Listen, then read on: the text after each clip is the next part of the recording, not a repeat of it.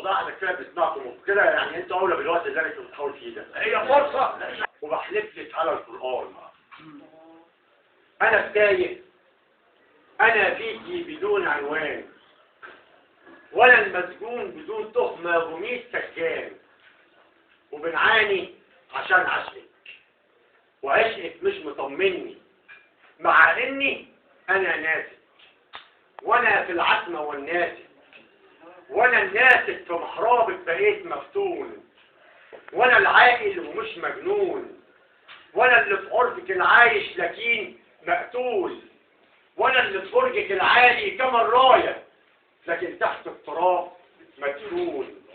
مع اني في عشقك انت يا ليلى انا المجنون، وانا المركون على رفك، وانا المدعو اكون صفك في عز الشده تسقيني برنج في وقت اطراحك، يا هملاني في افراحك،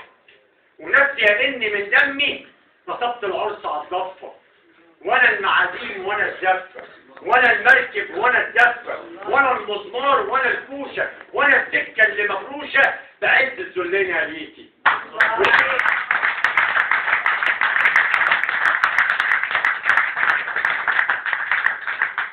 وانا المركون على رفك، في وقت الشده بتقيني برنج في وقت اطراحك، يا هملاني في افراحك، وناسيه اني من دمي نصبت العرس على الضفه،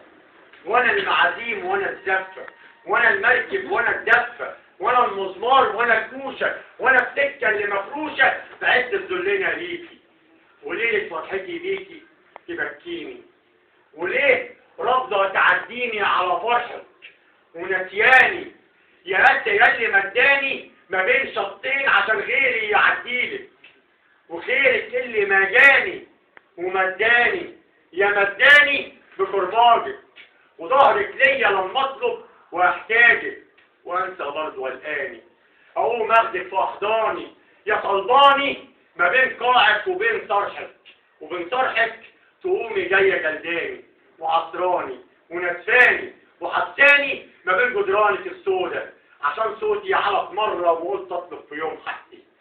وانا في شقي بشوف مكتوب على الجدران بلون احمر تعيش تحيا، ولون ابيض فداها الروح، ولون تاني مانيش عارفه تاريخ الموت، ومش لاقي مكان اكتب عليه اسمي ولا حته على الجدران عشان اكتب بحبك موت، ولا صمتي عشان غيري يسجل لي تاريخ موتي، فضلت اصرخ لحد ما انقطع صوتي، وغطي راسي بكفوفي، وادور بعينيا بركاني واشوف في ركن زنزانتي اثار الموت، وصوت بيقول لي ده ميعاده، وزير ينزل في دمعاته كدفء الثانيه في وداني على ارضيه الاوضه، وماشيه دموعه في مجرى لحد الباب، على حروفها طابور من نملك العايش، اكيد النمل ده زيي عشق اسمك وحاسينه، وتتعلق خيوط الشوف بخيط بالضي يتسرسل بعقب الباب، واحد لحد ما اوصل له وارجع خدي بترابط، وشوفي يعدي من بابك وولع جزء عنبايه بيشرب ميه المدرة، وساقط طرحه بحصره، امد ايديا واستطعم حلاوه طرحه العقم واقول الله والفين عشان حسيت بصوت اعجاب بتتقرب على بابي، اخاف وحدي واوصل ركن زنزانتي وادفن دقني في ركابي، ما هو اليوم ده هنسمع حكمهم فيا ونعرف ذنب ناسبين واكيد ليا، وكان الذنب كان آتي عشان اسمك هنا يا عادل فده ذنبك رقم واحد واسمك شاذ ولا نعرفش شيء عنه، واما ذنبك الثاني فصلتك يا ابني مين صدراء، ودي كارثه، ودمك انت عاملها